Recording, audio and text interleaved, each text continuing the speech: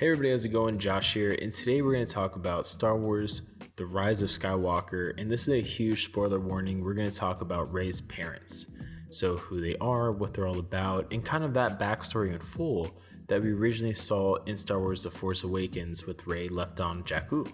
Now, the way it basically goes, the short end of it at least, is that Palpatine is Rey's grandfather, making her not only extremely powerful in the Force, but explaining why she was pulled to the dark side and why that was teased even more so in movies like The Last Jedi. Is that basically Palpatine somehow, some way, weird image in my head, but had a son, and that son fell in love and they had a daughter, which was Rey. However, Palpatine, seeing Rey as his future heir, his empress, if you will, of the future empire, decided to capture Rey.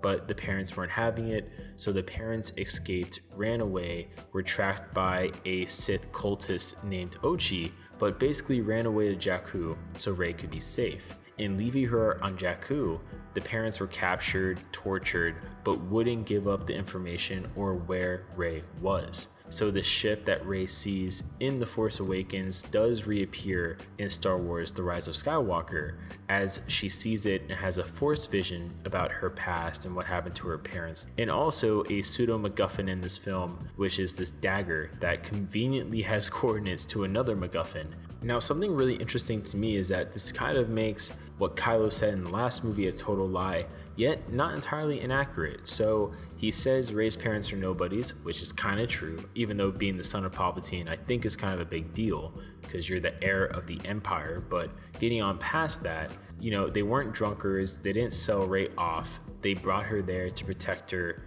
and to hide her, which I also thought was in its own way an interesting parallel to the whole Luke and Leia thing, because Luke was also brought on Tatooine to hide him from the Emperor and Vader. So it's just kind of funny how everything in its own way, like poetry, kind of comes full circle in its own for-profit way. But leave your comments down below. What do you think about Rey's parents? Definitely, I thought they did the best they could to really wrap up the story. But what do you think about it? What do you think about Rey being the granddaughter of Palpatine? Was that a twist you were expecting or not? Leave your comments down below, and we'll see you guys later.